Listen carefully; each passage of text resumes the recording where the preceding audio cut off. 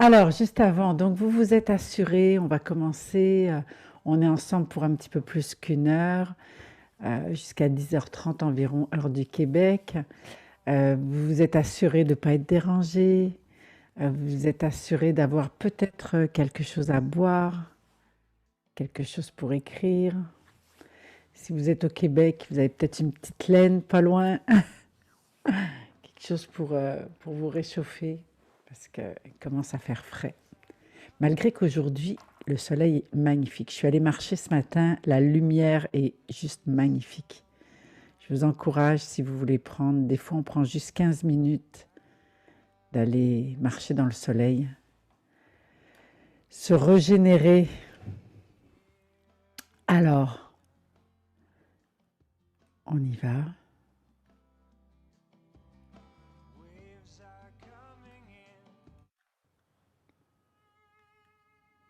Voilà, vous arrivez, j'arrive moi aussi. Nous arrivons tous.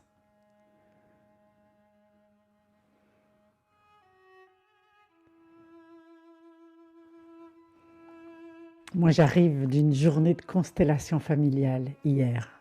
Et c'était encore tellement magnifique, tous les beaux partages qu'on a eus, toutes les belles émotions qui se sont vécues. Chaque fois, c'est toujours des belles réconciliations.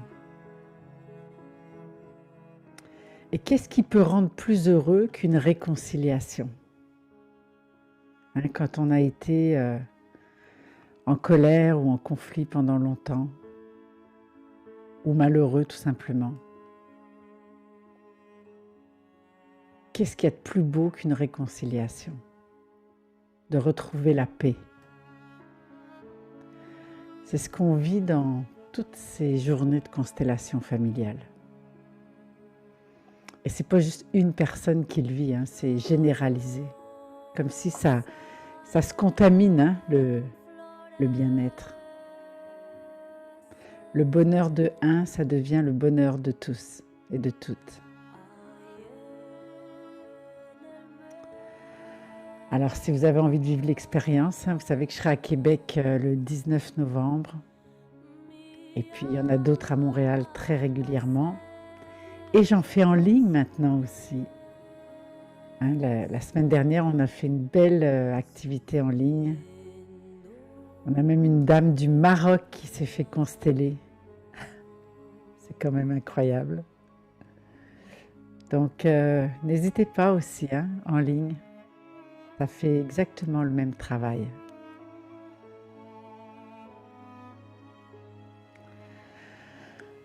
Alors, vous vous êtes donc assuré, votre posture, comment vous êtes installé? Est-ce que vous avez les pieds qui touchent le sol? Est-ce que vous êtes en contact avec la terre? Avec l'énergie de la terre?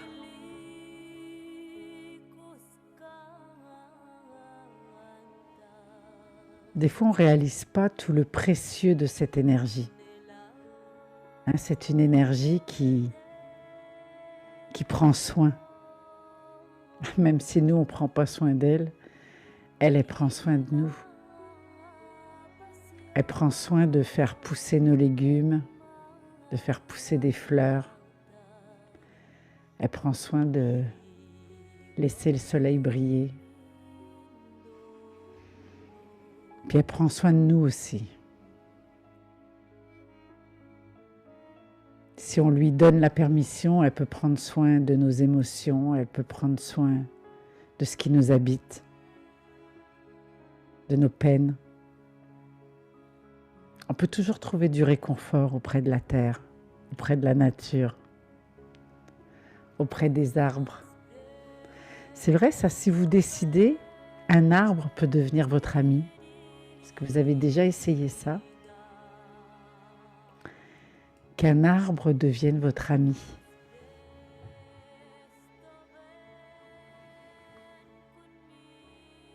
Les enfants font ça des fois, parler aux arbres. Un enfant qui a de la peine et puis qui court au fond du jardin, puis qui se blottit, dans le creux d'un tronc d'arbre ou collé contre un arbre. Très naturellement, il fait ça, l'enfant, parce qu'il sent que c'est bon pour lui. Il sent que l'arbre ne lui fera jamais de mal.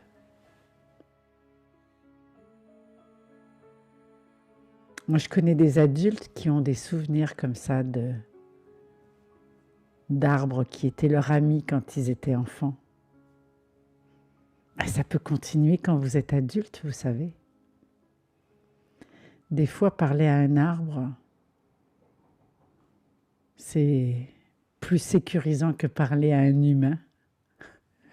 On sait au moins que l'arbre, il le répétera à personne. Et puis ce qui est magnifique, moi je l'ai déjà expérimenté, c'est que quand vous parlez à un arbre, il vous répond.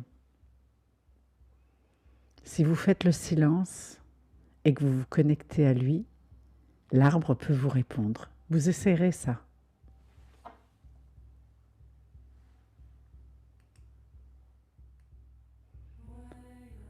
Alors en fait, on peut trouver du réconfort un peu partout. Il suffit de se laisser aller. Et ici aussi, dans les moments présents, on peut trouver du réconfort. D'abord parce que ça nous rappelle qu'on n'est pas seul. Et puis parce que ça permet quelque chose d'essentiel. Ça permet de revenir à l'intérieur de soi. Puis c'est vrai que des fois, on a besoin d'un prétexte, on a besoin d'un contexte pour le faire. Parce que tout seul, des fois, on le fait, mais c'est pas pareil. Ça n'a pas la même saveur. Alors, moment présent, c'est un moment chaque dimanche. Aujourd'hui, c'est le 118e, je crois. Un moment où on se retrouve justement pour ça.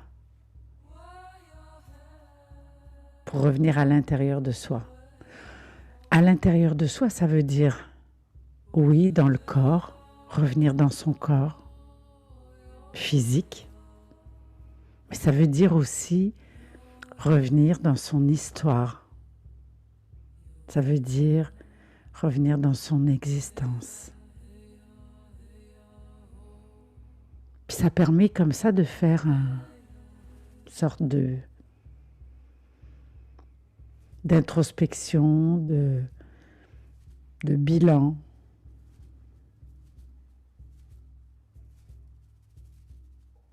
C'est un endroit où on se pose des questions. C'est un endroit où il y a un potentiel de changement, un potentiel de transformation.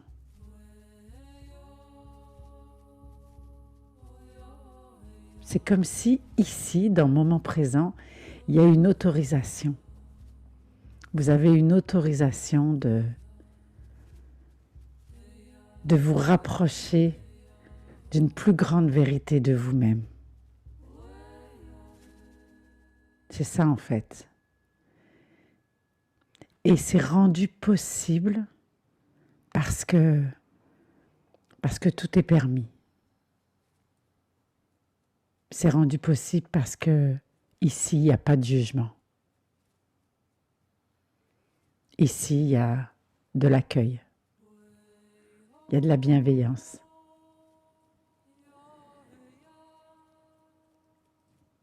Et puis en même temps, on est là collectivement, on est un groupe. Et l'énergie du groupe aussi vient contribuer à l'énergie individuelle. Je suis parce que nous sommes, on pourrait presque dire ça. Vous avez déjà entendu ça? Ça vient d'une philosophie africaine. Ça s'appelle Ubuntu. Je suis parce que nous sommes. C'est quand le je et le nous ne font plus qu'un.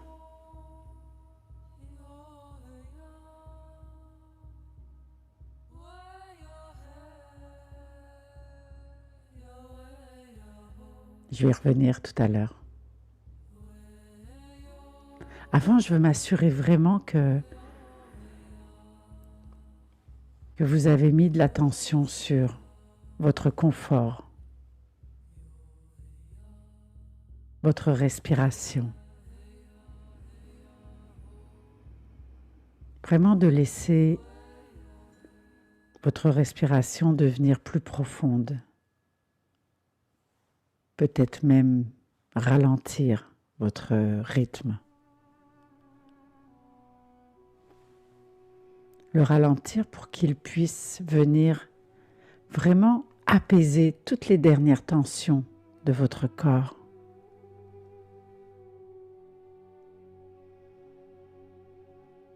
Comme si vous pouviez laisser se déposer toutes vos préoccupations.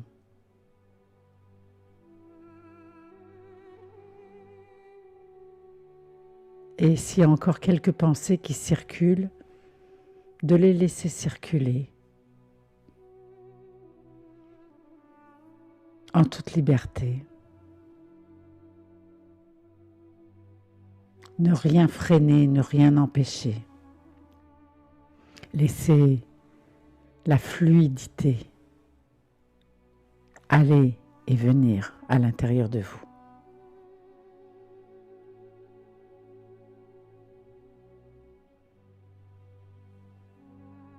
Comme si vous pouviez vraiment laisser toute la liberté s'exprimer. Je laisse mon corps décider de son besoin là maintenant. Un besoin de calme, un besoin d'accueil,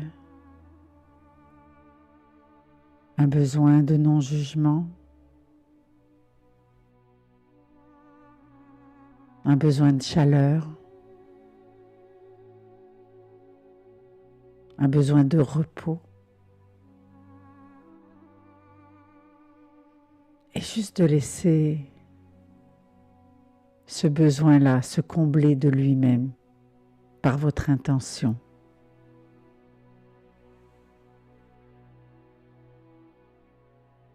Et vous pouvez même avec chacune de vos inspirations, solliciter ce dont vous avez besoin. J'inspire et je laisse entrer la joie à l'intérieur de moi. J'inspire, je laisse entrer la douceur à l'intérieur de moi.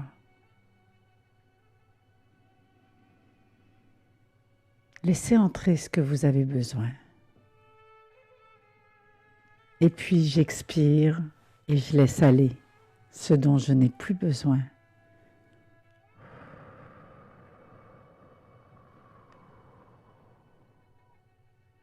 Qu'est-ce qui vous encombre aujourd'hui? Une pensée, une peur, un inconfort.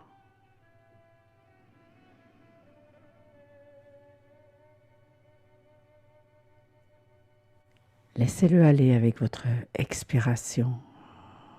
J'expire, je laisse aller ma peur.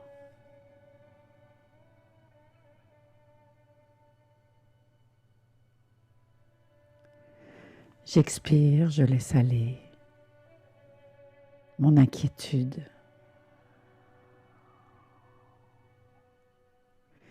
J'expire, je laisse aller mon sentiment d'incompétence. J'inspire, je laisse entrer la confiance en moi.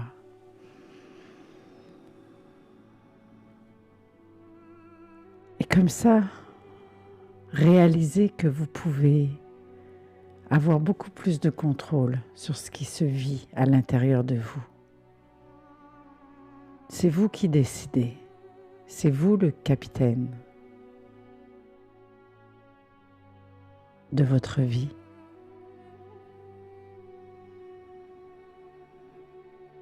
quels que soient les messages que vous avez reçus, quel que soit ce que vous avez cru,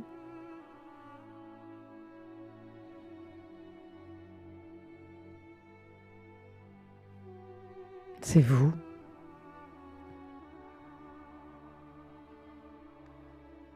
Et ce que vous êtes,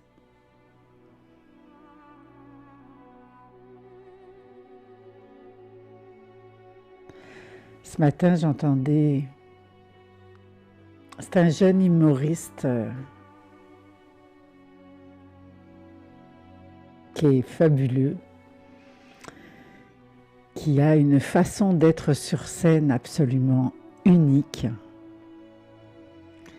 Et il a l'air presque bête, mais son style, c'est ce qui fait rire finalement.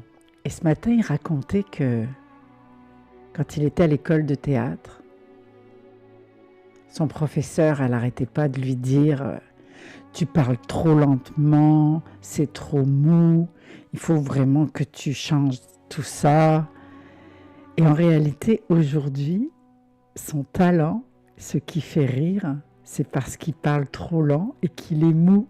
Et c'est tellement drôle. Finalement, son professeur aurait essayé de changer ce qu'il était profondément. Et ce qu'il est, c'est ce qui est en train de le faire devenir célèbre. J'ai trouvé que c'était vraiment incroyable son histoire.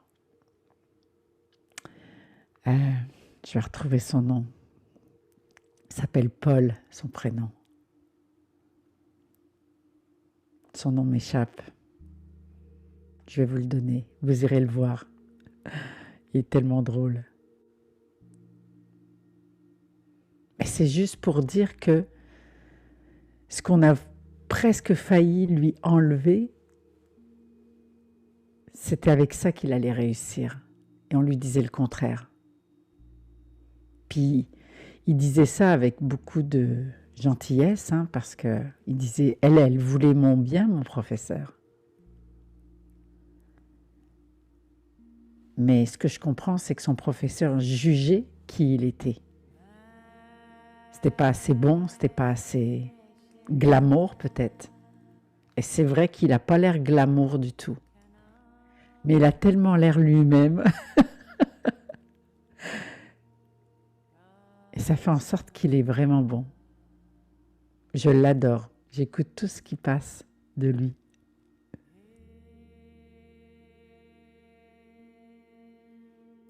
Alors c'est ça en fait. Votre devoir à vous, c'est de vous assurer que les autres ne vont pas vous empêcher d'être vous-même.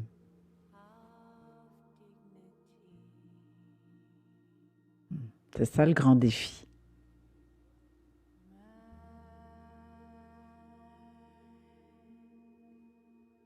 C'est vraiment ça le grand défi. Puis il n'y a pas d'âge pour ça.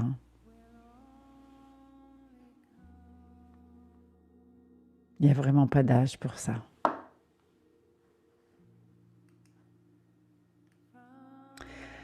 Alors comme chaque dimanche, j'aime bien profiter de ce moment où on est tous ensemble aussi pour avoir une pensée. Vous savez, on fait ça chaque dimanche, d'avoir une pensée pour quelqu'un, pour une personne, pour un groupe. On n'a que l'embarras du choix, il y a tellement de personnes qui ont besoin. Vous savez, c'est très précieux quand on peut... Moi, je suis en gratitude chaque jour. Quand on peut accéder à soi-même, à ce bonheur intérieur. Quand on sort d'être victime du système, des autres. Puis quand on trouve la bonne recette, puis pour chacun d'entre nous, la recette peut être différente. Mais quand on trouve la bonne recette,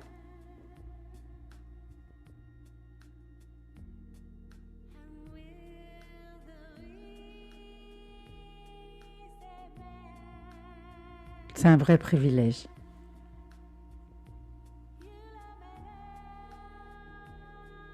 vraiment. Alors, juste de tourner votre attention vers votre cœur. Et puis, d'y prendre, d'y puiser de la bonté, de la générosité. Et à qui est-ce que vous auriez envie d'adresser cette bonté? À qui vous avez envie d'offrir votre cœur? Qui en a besoin autour de vous?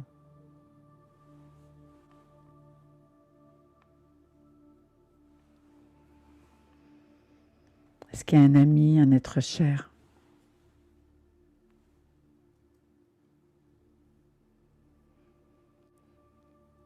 Et puis tout ce que vous avez à faire, c'est, avec votre intention,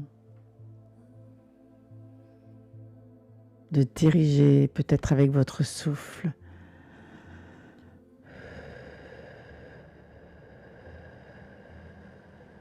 votre amour. Peut-être que c'est quelqu'un qui n'est plus de ce monde. Peut-être que c'est votre voisin.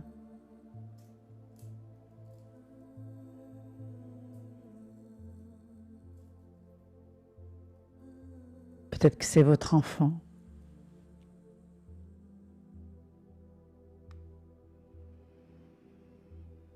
Vous pourriez même décider que vous envoyez cet amour à quelqu'un qui vous a fait du mal.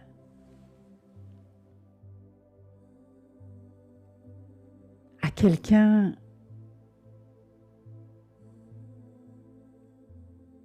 s'il y a une personne que quand vous pensez à elle, ça vous tord le cœur, ou peut-être cette personne-là, c'est la bonne personne pour envoyer votre amour.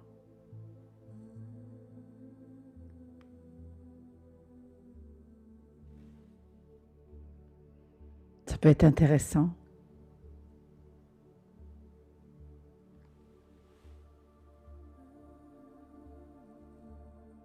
Votre ex, par exemple, tiens, ce serait une bonne idée. Ou un parent qui vous a blessé, un ami qui vous a déçu. Ah, ça pourrait être vraiment intéressant aujourd'hui. En plus, ça marcherait avec notre thème. Allez, on envoie de l'amour à quelqu'un qui nous a déçus ou qui nous a fait de la peine ou avec qui on est en conflit. Ah ouais, on fait ça. Allez, tous ensemble.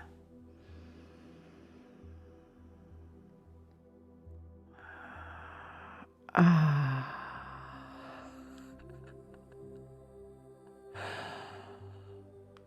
Comme c'est bon de faire ça. Envoyer de l'amour à quelqu'un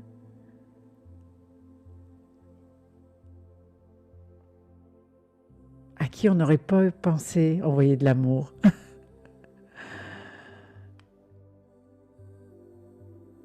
Et soyez juste consciente de ce que ça vous fait ressentir de faire ça.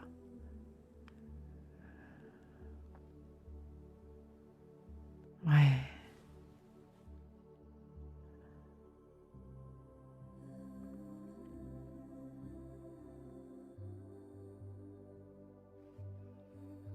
Ouais, comme dit Marjolaine, c'est libérateur. Et c'est ça en fait. Réalisez comment vous pouvez vous libérer de cette façon-là. Ouais.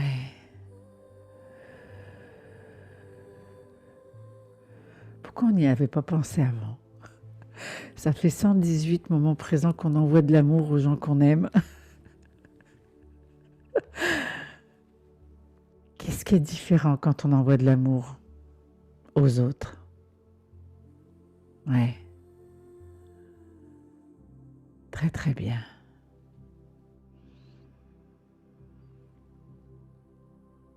Très très bien.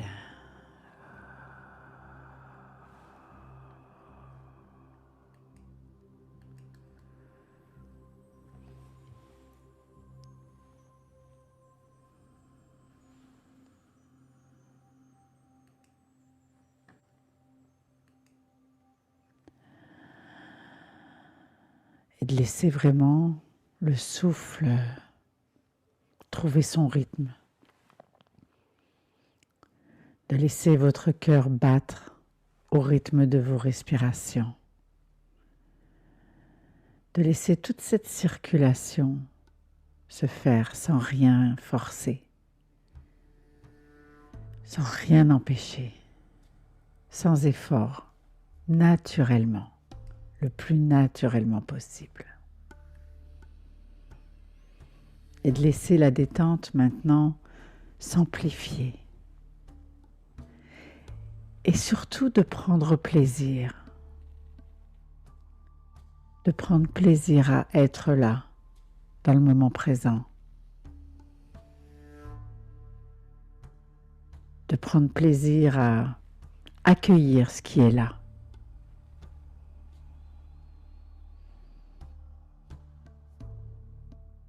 Accueillir ce qui est facile et accueillir ce qui est moins facile.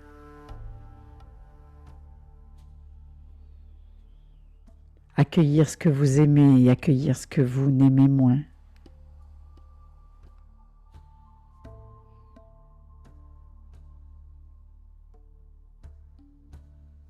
Accueillir ce qui vous arrange, mais aussi ce qui ne vous arrange pas.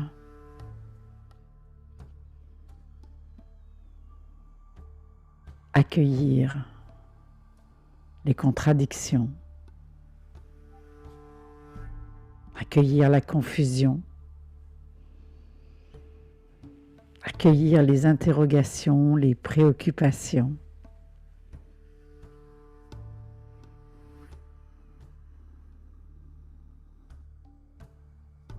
C'est ça qui fait la différence. C'est pas les situations, c'est comment moi j'aborde les situations.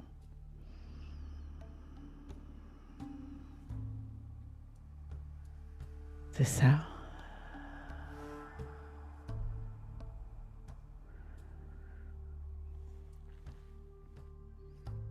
Des fois, ça prend du courage pour lâcher prise.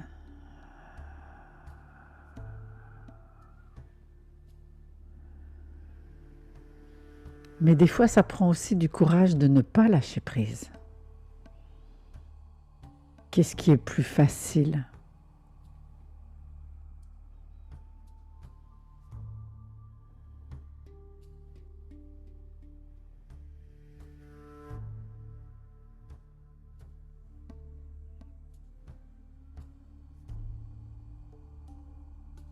Alors juste être là et accueillir.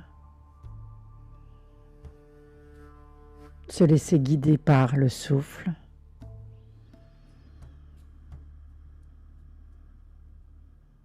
Être connecté avec votre monde intérieur et tout ce qui se vit. Et laisser la respiration apaiser ce qui a besoin d'être apaisé.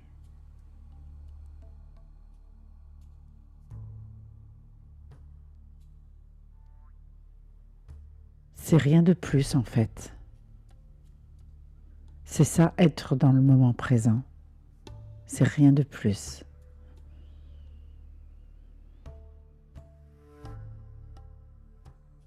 Un peu comme si on s'abandonnait.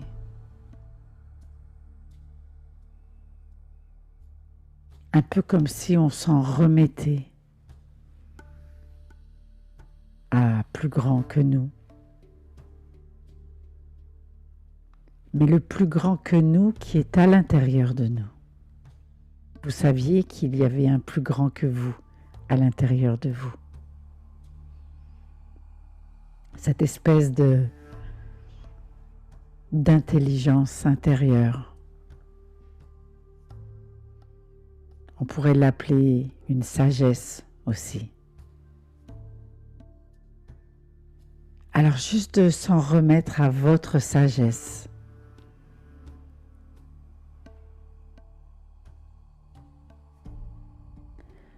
Comme si le thème d'aujourd'hui, c'était pas vous qui le traitiez, mais que c'était votre sagesse.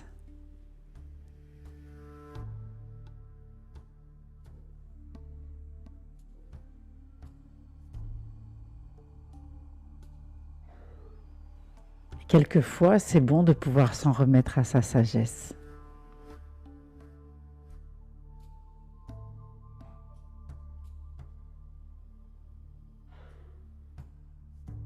Parce qu'elle, elle vous connaît bien et elle est porteuse aussi d'une plus grande connaissance. Une espèce de connaissance universelle. La connaissance du monde.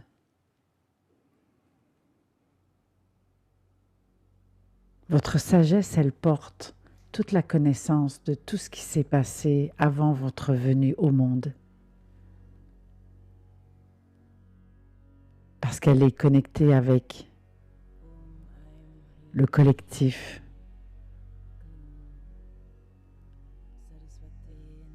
En fait, vous êtes bien plus ignorant que votre sagesse. Alors vous pourriez décider là aujourd'hui que vous vous en remettez à elle pour vivre ce moment présent. Comme si vous pouviez comme ça la solliciter sur demande. Ouais. Et peut-être qu'elle sera bien plus à même encore de vous aider. Parce que vous la laisserez faire. Des fois, la sagesse, elle se manifeste par une petite voix intérieure. Vous savez, celle qui vous dit des fois, vas-y, ose, n'aie pas peur, fais confiance, aime-toi. Des fois, vous ne la croyez pas, cette petite voix.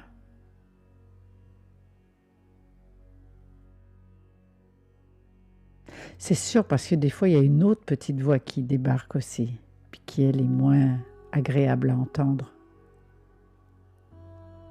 T'es pas bon, pour qui tu te prends? Tu vas être ridicule.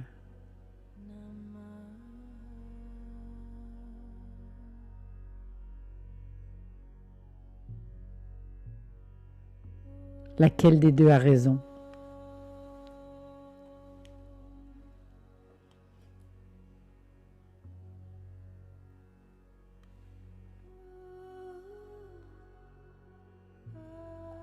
Et ça parle de toute votre relation à vous-même, à qui vous donnez raison.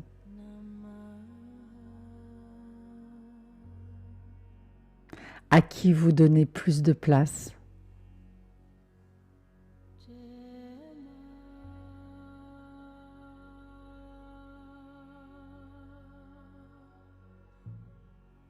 Alors comment elle va, vous, votre relation avec vous?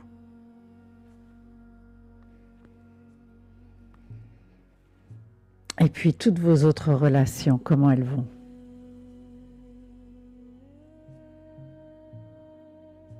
Parce que être un humain, ça veut dire être en relation.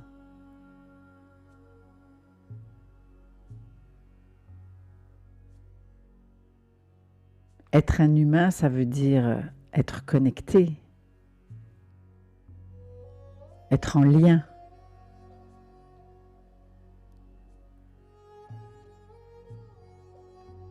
Pour grandir, vous avez eu besoin d'être en relation. Vous avez eu besoin que quelqu'un pose un regard sur vous. Vous avez eu besoin que quelqu'un vous parle, vous écoute.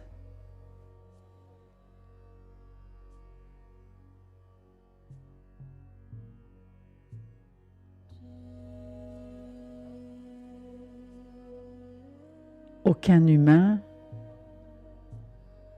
ne peut être complètement heureux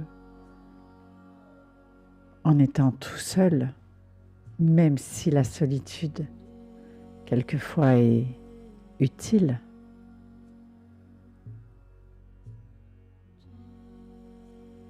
Vivre seul, c'est s'éteindre à petit feu. On a vu tous les dégâts du confinement, hein, le nombre de personnes qui se retrouvaient seules.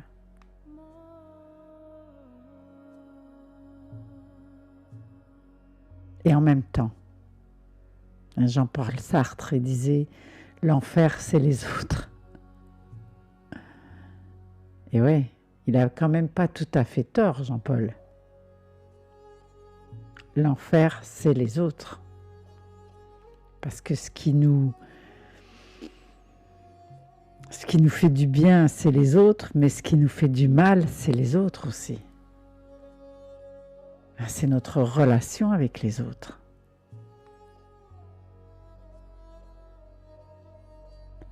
Pas facile les relations. Parce que l'autre, il est différent de nous, tout simplement.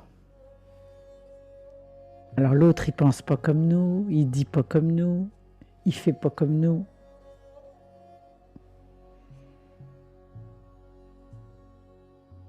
On est tous pareils, mais en même temps, on est tous différents. Hein? Différents de qui? Différents des autres.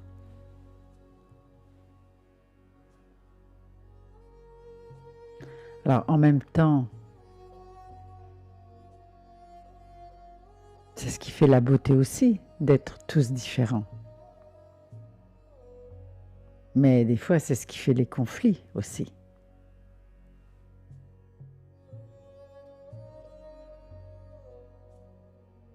Alors, vivre sans les autres, c'est pas tout à fait viable. D'ailleurs, c'est prouvé scientifiquement, les chercheurs l'ont démontré,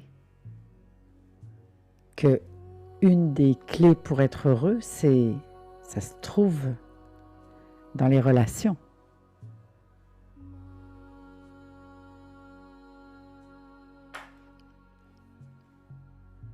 Alors, je repose la question, ça se passe comment pour vous, être en relation?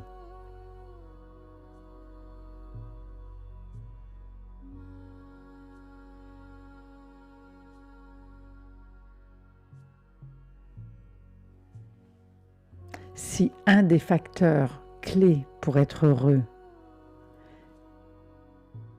c'est d'avoir du bonheur dans nos relations, c'est important d'y accorder un peu d'importance, un peu d'attention.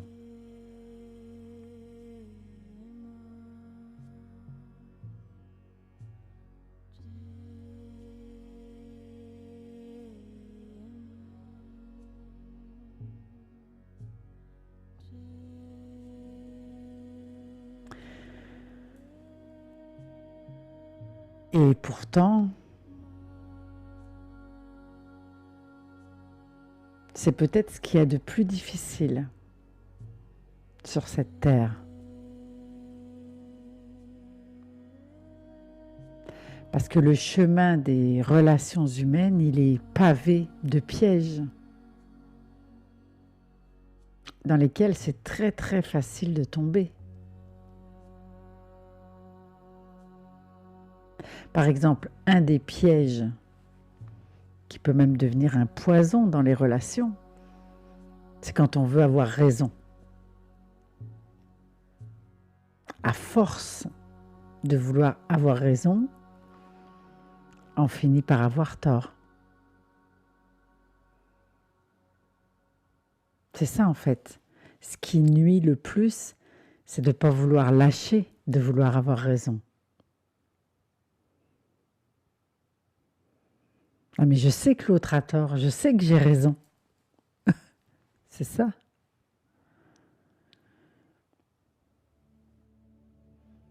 Et c'est possible que ce soit vrai. Oui, vous avez raison. C'est possible. Parce que peut-être que ce que l'autre fait, ça fait aucun sens. Ou c'est pas acceptable.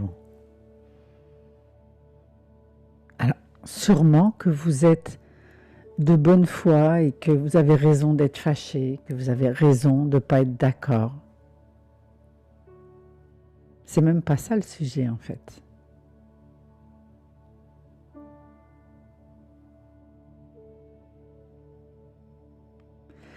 Le sujet, c'est l'énergie qu'on met pour prouver qu'on a raison. Et c'est là où on vient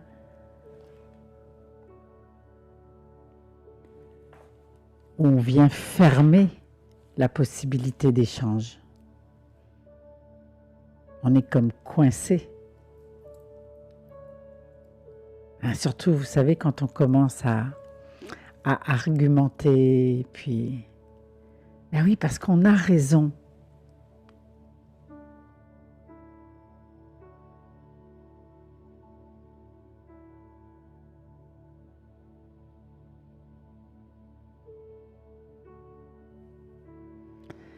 Puis à un moment donné, on finit par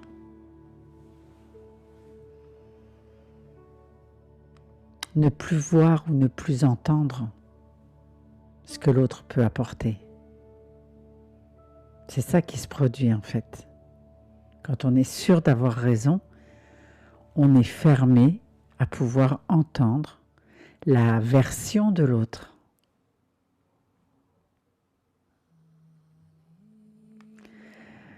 Je vous parle tellement en connaissance de cause.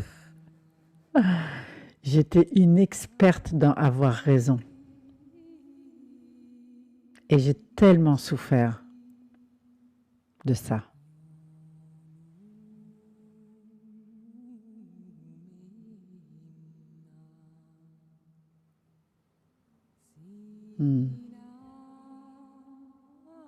On finit par se fermer à l'autre.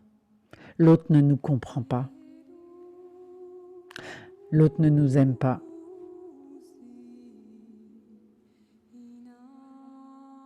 C'est un talent, vous savez, d'être capable de reconnaître que l'autre a une autre version différente de la nôtre. Et que peut-être que sa version est tout à fait valable. C'est peut-être ce qu'il y a de plus difficile à faire que de réussir à se mettre dans les souliers de l'autre.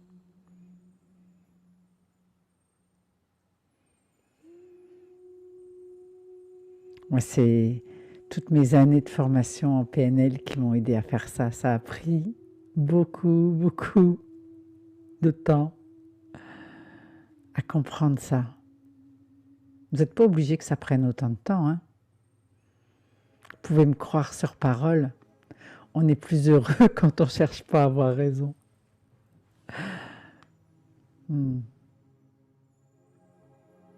Parce qu'au final, je m'en venais pour être amie, je m'en venais pour avoir un échange. Ce qui était supposé me rendre heureuse, ça me rend malheureuse. Puis en plus que ça me rend malheureuse, comme après ça, je vais ruminer ça, parce que ça ne s'arrête pas là. Eh bien, je vais polluer tout mon intérieur. Quand on rumine des vieilles histoires comme ça, eh bien, ça crée à l'intérieur beaucoup de tension.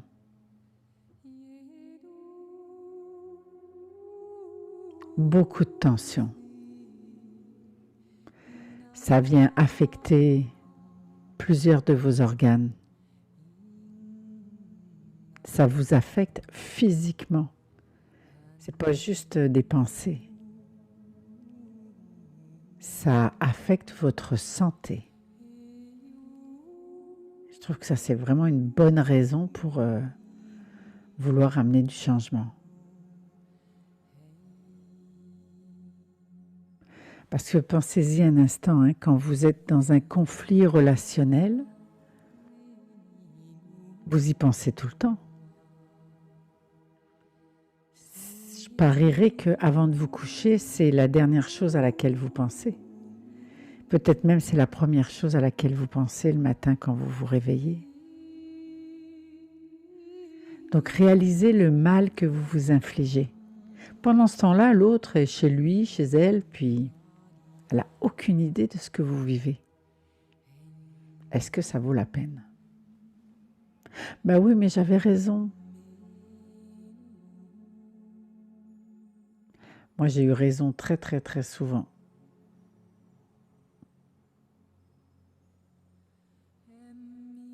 Mais j'ai été malheureuse très très très souvent aussi. Tourner le dos, m'en aller, me retrouver seule, m'enfermer dans mon j'ai raison, je lâcherai pas, c'est l'autre qui va faire le premier pas.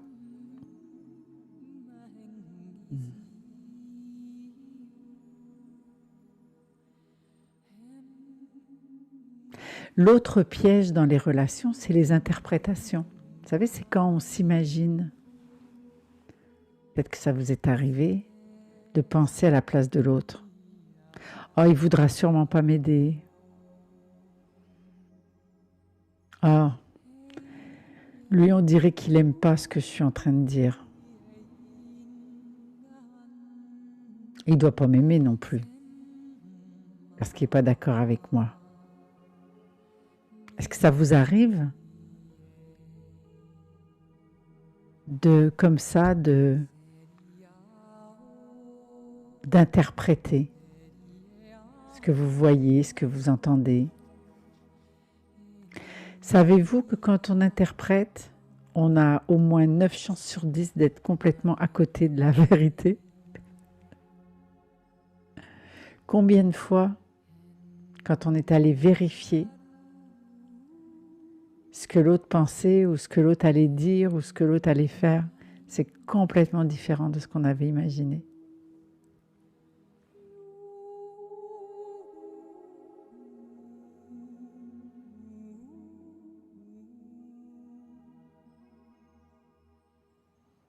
Hein, comme cette histoire que je raconte des fois, l'histoire de la pelle à neige, le monsieur qui voulait aller emprunter la pelle à neige à son voisin.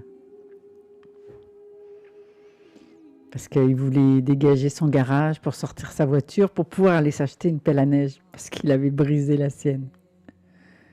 Puis là, il se disait, ben, je peux pas vraiment demander à mon voisin, tu sais.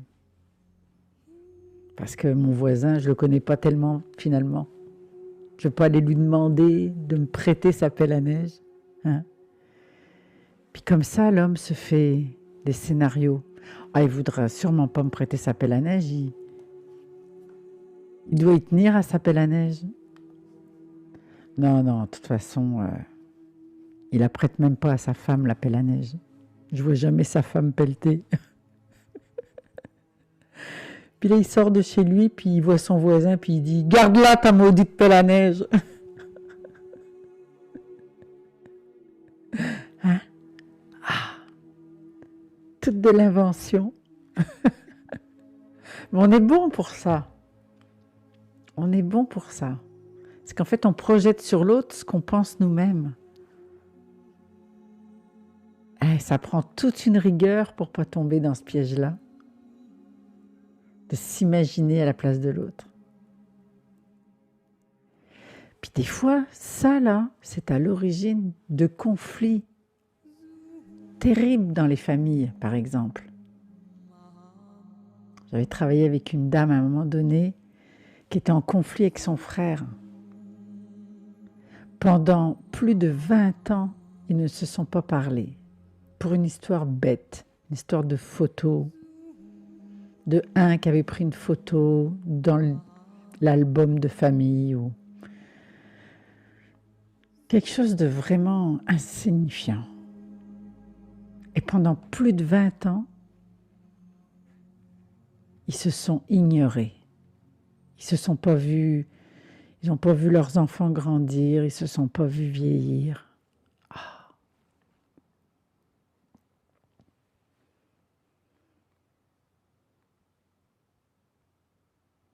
Je ne sais pas si vous, ça vous arrive, si ça vous est arrivé, ou si vous-même vous êtes dans une histoire comme celle-là aujourd'hui. Mais si vous pouvez réaliser comment ces situations-là vous empoisonnent l'existence. Comment ça vous rend finalement victime.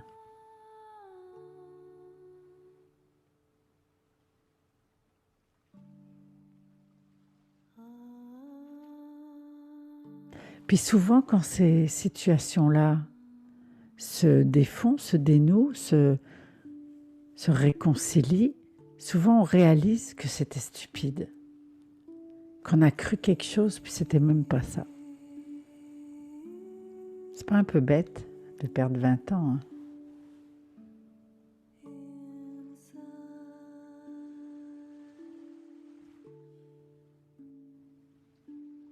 Je ne sais pas s'il y a une situation actuellement dans votre vie, relationnelle comme ça, qui vous mine un peu l'existence. Soit parce que vous êtes carrément en conflit avec une personne, ou bien une personne même qui vous agace. Ou une personne comme ça avec qui la relation est pas facile.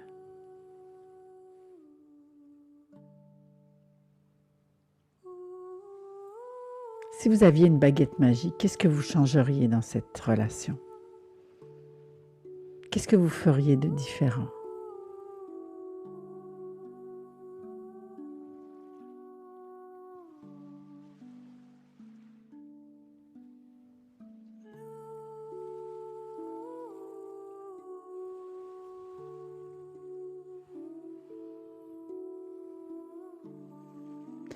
Imaginez un instant, si ce conflit n'était pas là du tout, s'il n'y avait plus aucun conflit dans votre vie, qu'est-ce qui serait différent? À quel état d'être est-ce que vous accéderiez? Qui seriez-vous?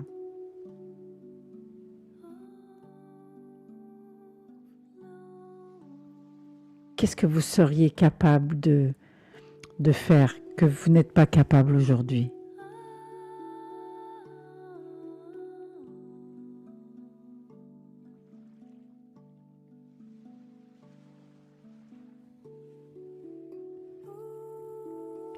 Dans tous les conflits, il y a des leçons qui peuvent nous faire grandir,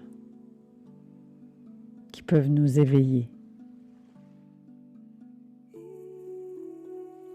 C'est quoi le message qui cherche à s'exprimer dans ces conflits-là, dans ce que vous vivez?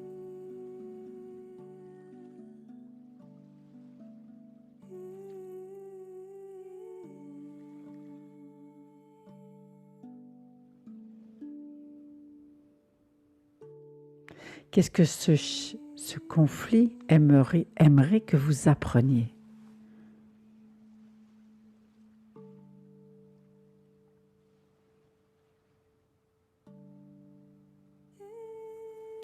C'est par exemple, on parlait de vouloir avoir raison.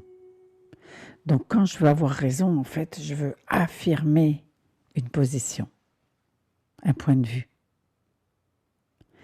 Peut-être qu'en réalité, ce qui me manque, c'est de l'affirmation de moi.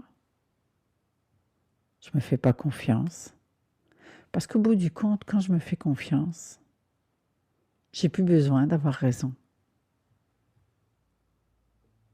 Par exemple.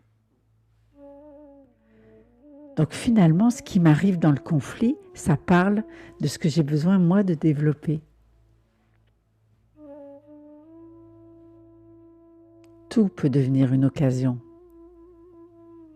de cheminer. Et vos conflits sont de belles occasions de cheminer.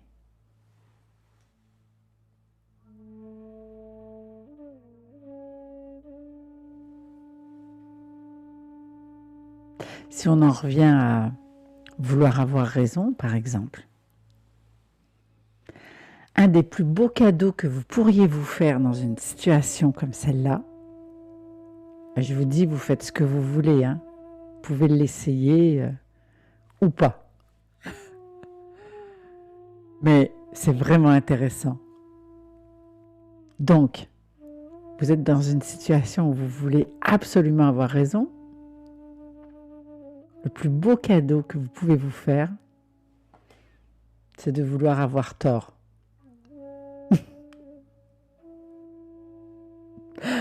Oh là là. Alors, par exemple, quelque chose que vous pouvez faire, je vous dis, je l'ai pratiqué.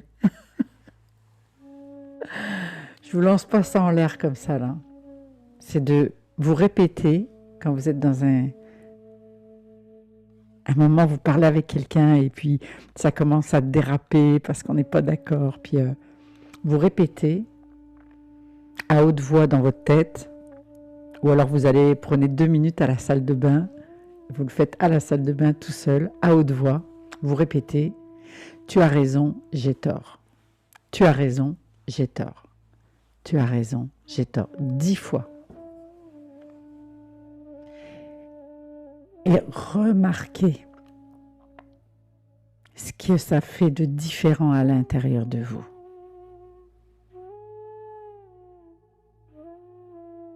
Pour certains, peut-être plus de légèreté, plus d'ouverture, plus de calme. Ben ça veut dire j'ai plus besoin de me battre. Tu as raison, j'ai tort. C'est tout. Ça vient de s'arrêter là.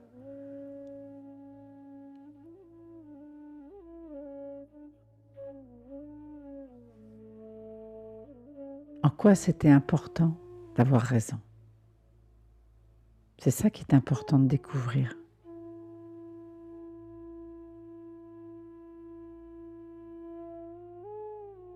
Je ne sais pas si je vous l'ai déjà raconté l'histoire de cette femme qui vivait une relation très difficile avec sa mère.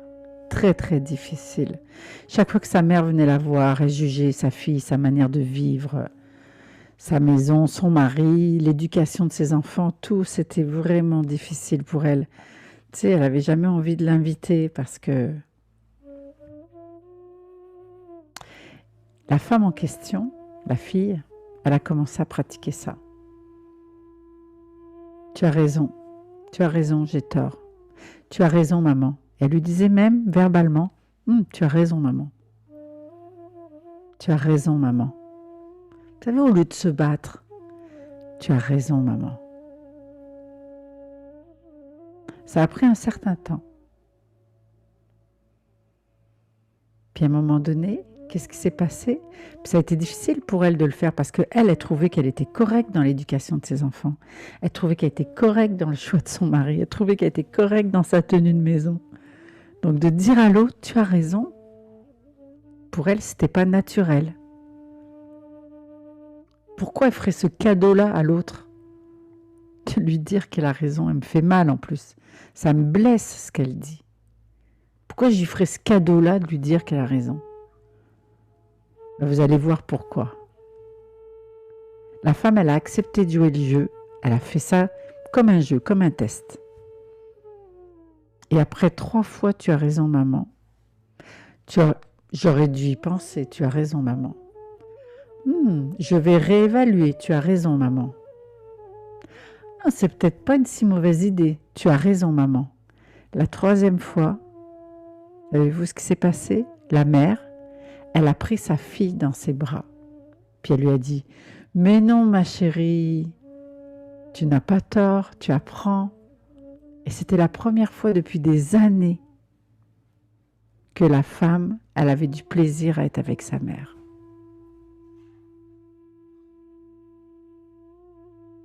Qu'est-ce qui est le plus important au bout du compte? C'est d'avoir raison ou c'est d'avoir du plaisir avec sa mère? Le conflit, c'est une résistance. Quand on enlève la résistance, pouf. En fait, on croit que l'autre résiste à ce qu'on dit. Mais des fois, l'autre résiste à comment on le dit.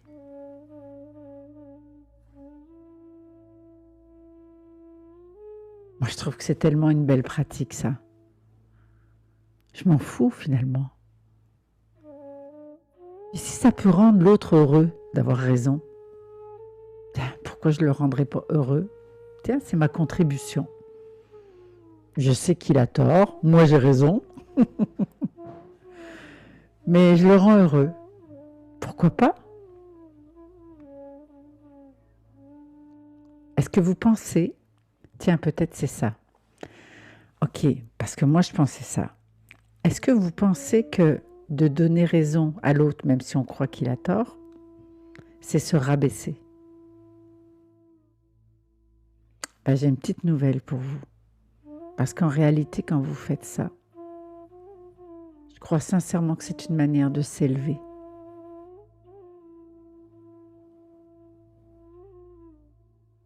Quand vous faites ça, vous vous élevez.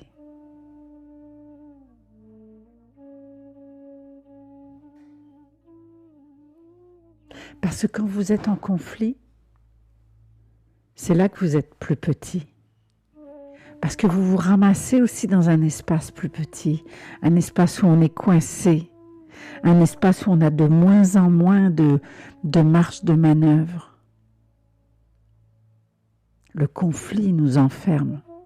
Il nous fait dire des choses qu'on regrette.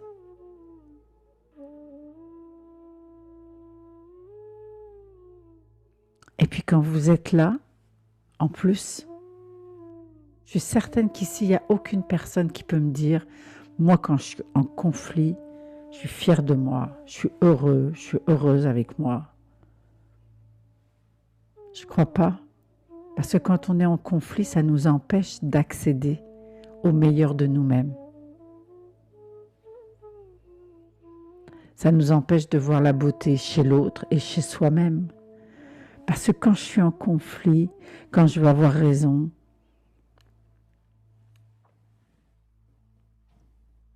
je ne peux pas m'aimer dans ça. Je ne peux plus accéder à ce qu'il y a de beau en moi.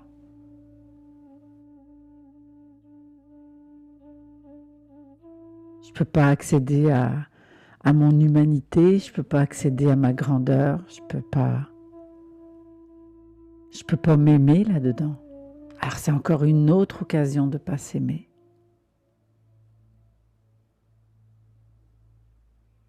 Donc juste de réaliser comment le conflit nous maintient dans une sorte de pauvreté émotionnelle.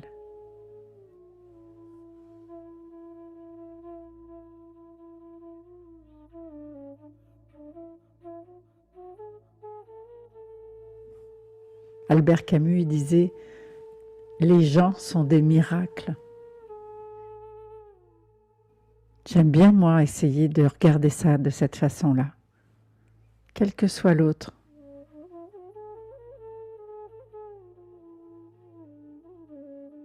Et ça rejoint ce que je vous disais tout à l'heure quand je vous parlais de cette philosophie africaine.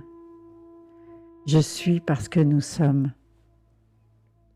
C'est toute la philosophie qu'il y a dans le concept de Ubuntu, qui implique une idée d'humanité, de fraternité. Le « je suis parce que nous sommes », ça met l'accent sur une sorte de lien universel.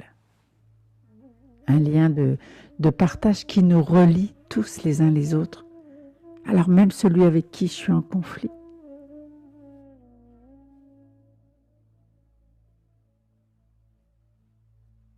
Je suis parce que nous sommes.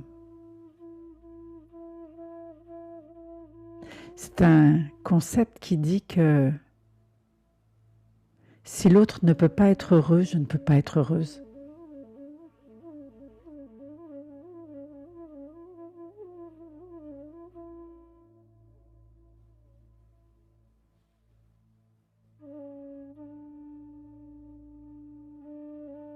Ça signifie littéralement qu'une personne est qui elle est en raison de la façon dont elle se rapporte aux autres autour d'elle. Donc je suis ce que je suis, ça a un lien avec comment je suis avec les autres. Intéressant. Comme si la manière dont je suis avec les autres me définit aussi.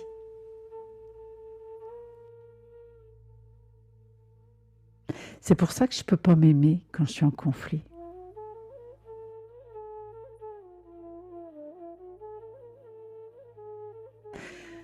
C'est une philosophie qui cherche surtout à honorer la connexion que nous avons les uns avec les autres. Et quand on est là, dans cet espace-là, le conflit, il n'a plus vraiment de sens. C'est même plus important.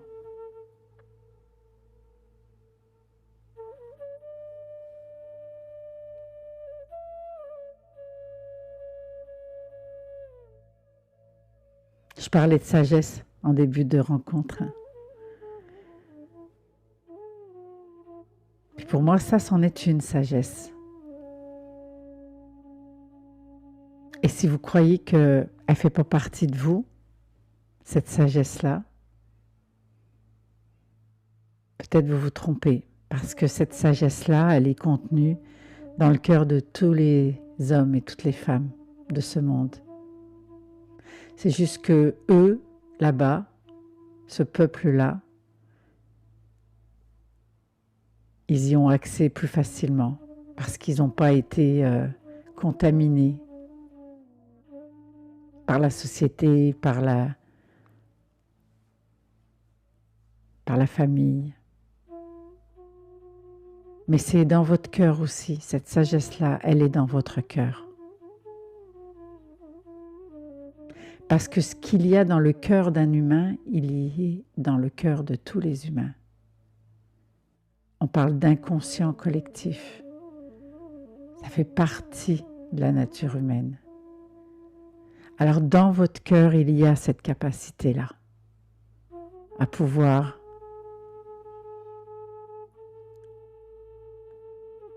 vous reconnecter avec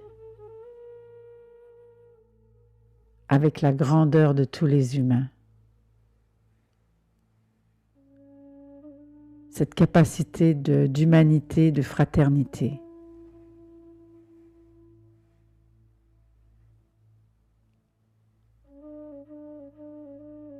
Même si on vous a blessé,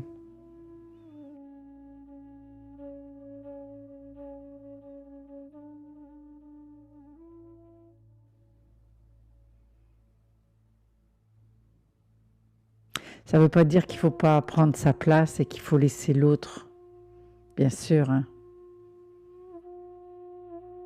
qu'il faut laisser l'autre nous rabaisser, bien sûr que non. Mais comment est-ce que je peux m'affirmer tout en gardant une relation harmonieuse?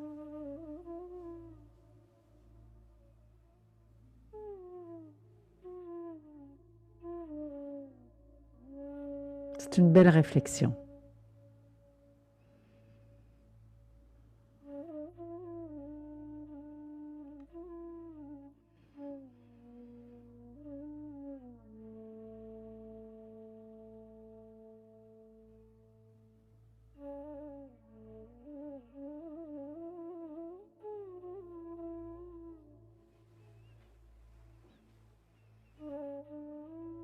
Et c'est une réflexion qui peut rejoindre aussi la place que vous souhaitez prendre dans ce monde.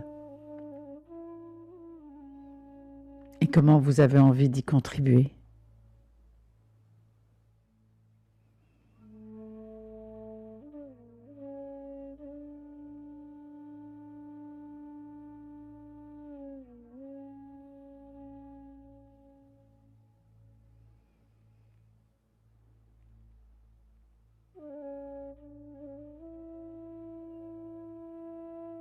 Alors vous pouvez laisser une petite partie de vous continuer cette réflexion à l'intérieur de vous.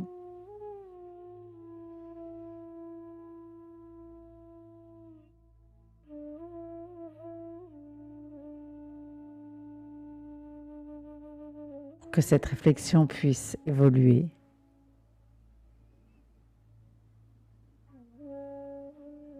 Pendant qu'une plus grande partie de vous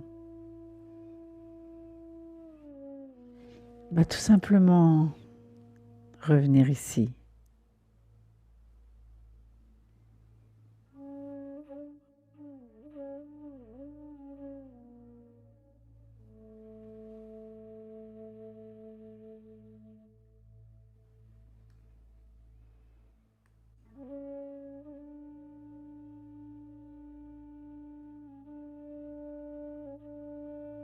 Très très bien.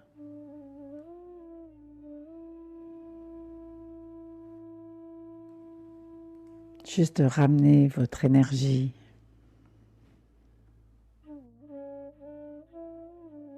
votre esprit, votre corps, vos sens, voir, entendre, ressentir, goûter.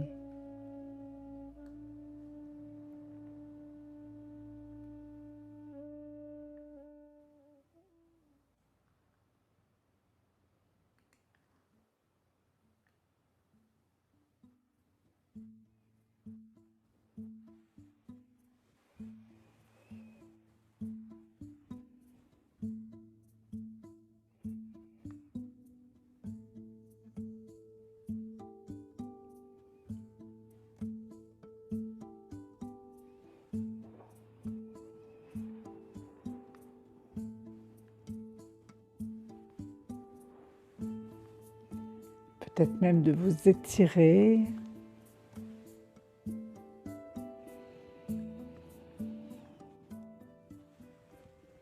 Peut-être que vous aurez envie de boire quelque chose, de vous réhydrater.